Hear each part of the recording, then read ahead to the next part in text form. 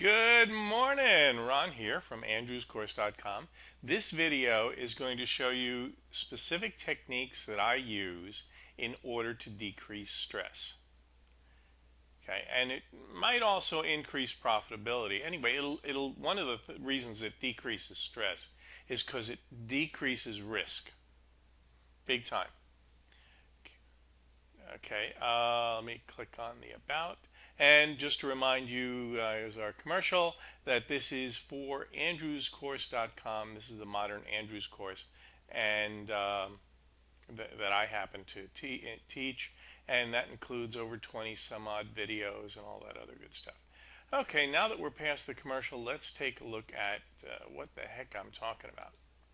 Well, first of all, let's go to the market. And as you may recall, I posted a chart when prices were down here, right? And basically suggesting that prices were going to go up to this area up here. Okay, and then there's a good chance that there'd be a reversal. Well, fact of the matter is as we can see now with perfect 2020 hindsight, prices did go up very nicely, and they didn't make it up to this area here. Are they likely now to go down from here quite a bit? Yep.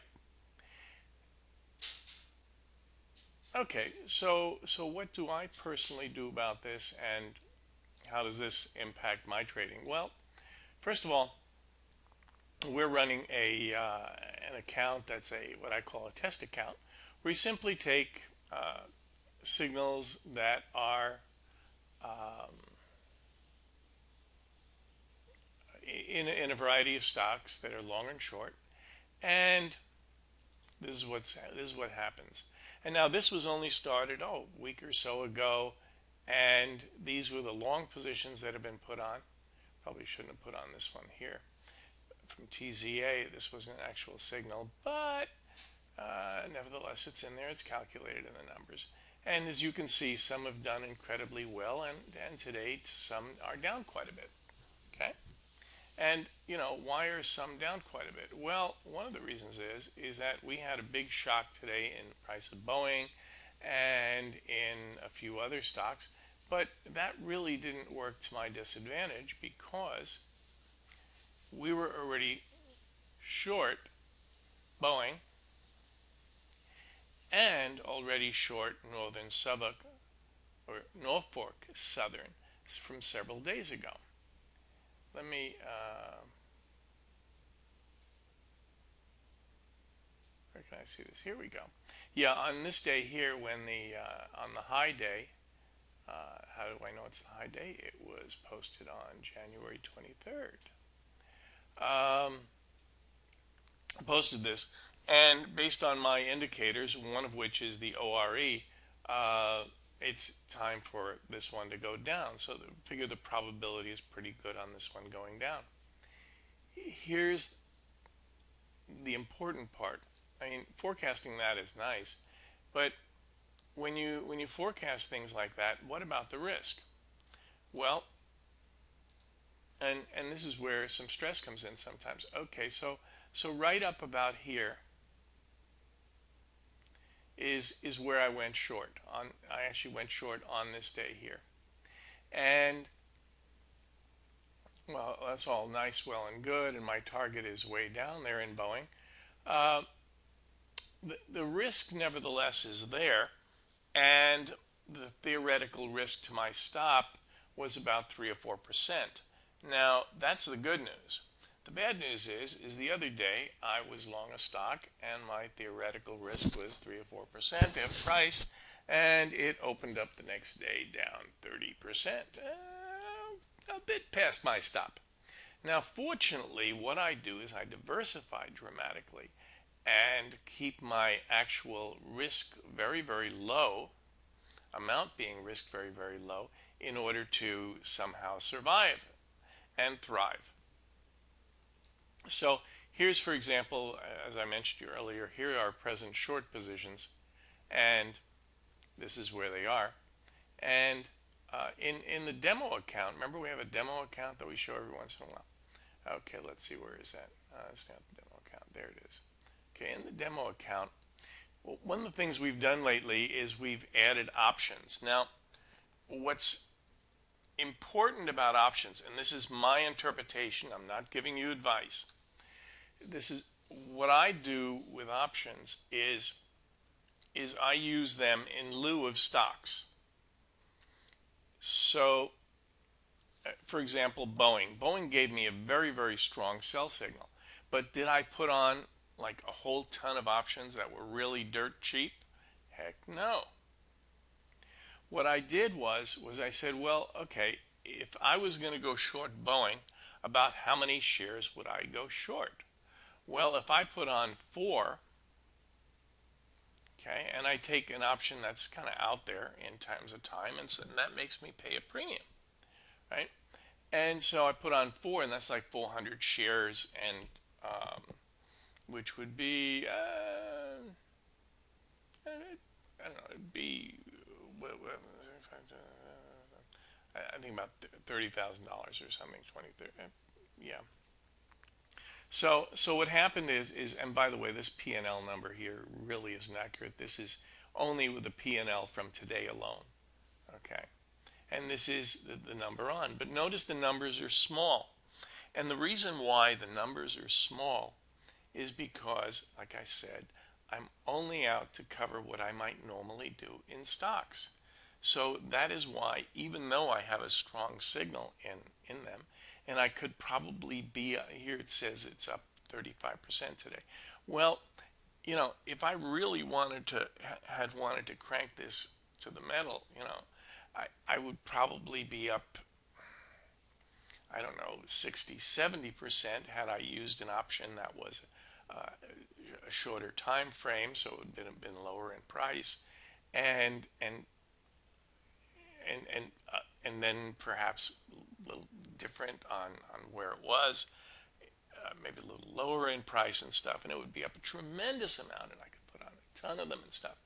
But here's the problem: is unless I'm doing a really intricate analysis in each one of these stocks, knowing exactly when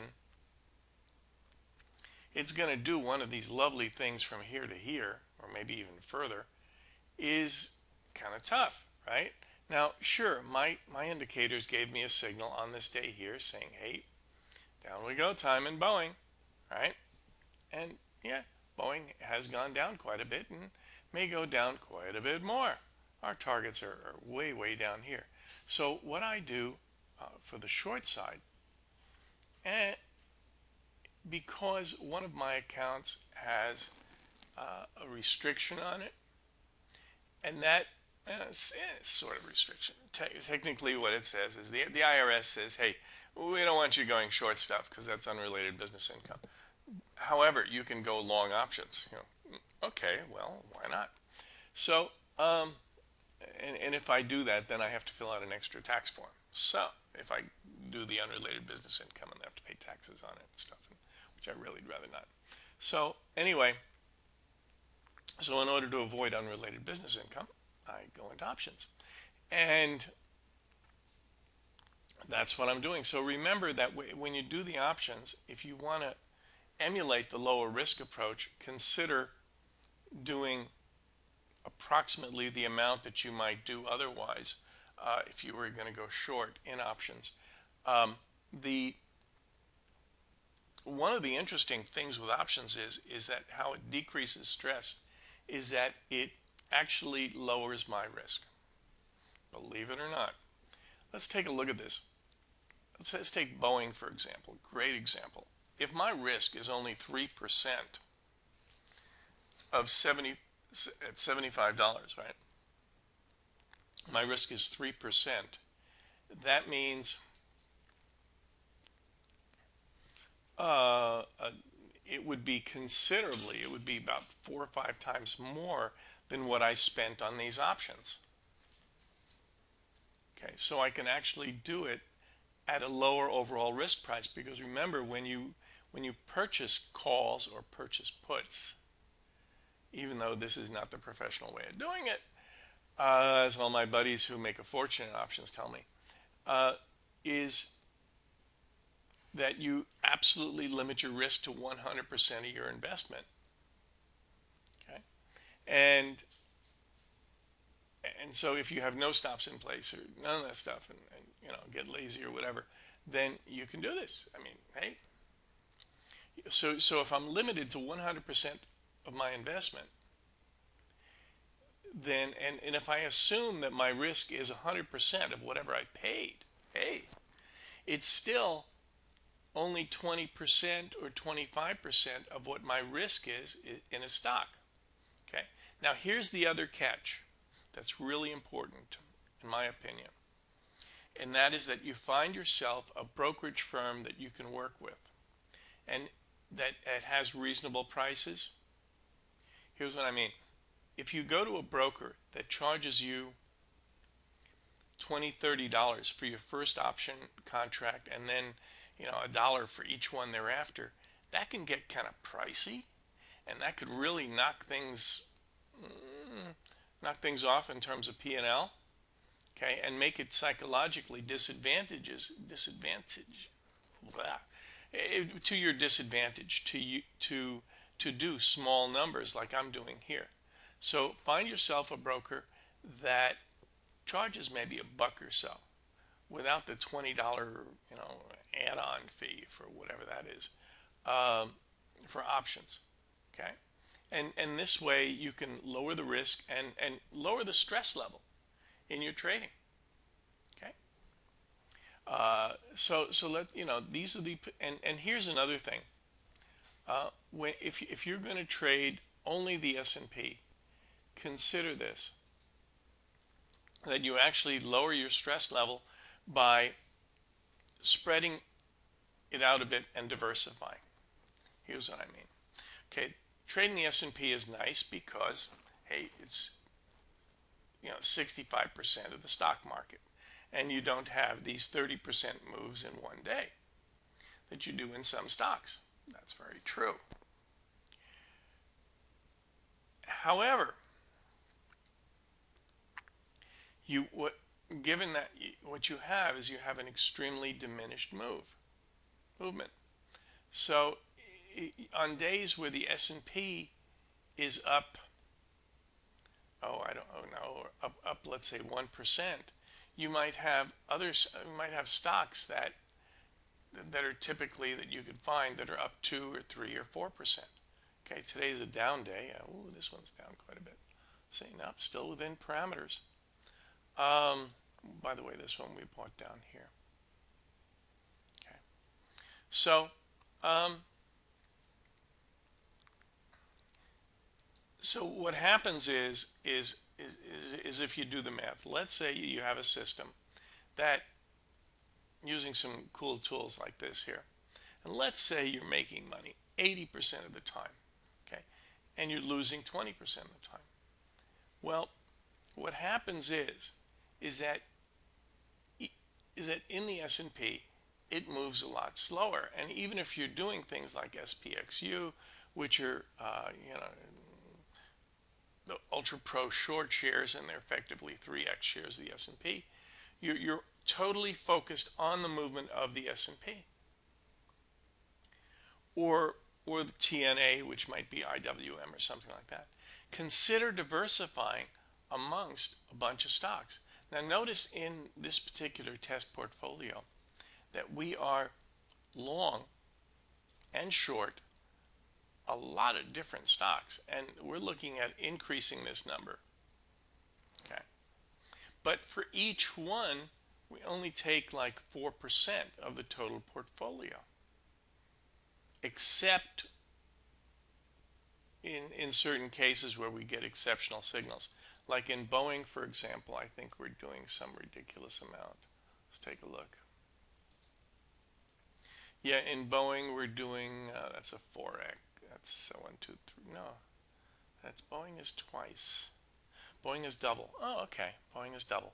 And that's because we have two signals in Boeing. We're using two different systems in this thing we're trading, and we're actually going to crank it up to three systems in. And so what we'll have is we'll have three systems that will crank out long and places to go long and short. Why are we adding more systems? Because, let me give you an example. If you remember, magic, okay, when prices were over here, I posted a chart, and this is when I first covered it, saying, okay, down here I want to buy. Okay, and so down here I bought, and I took it for a nice ride up. Now notice that this one here is not like this one here. This here also would have given me a signal. But if I only take this signal down here, I miss out on a lot of good moves that are a test of the lows.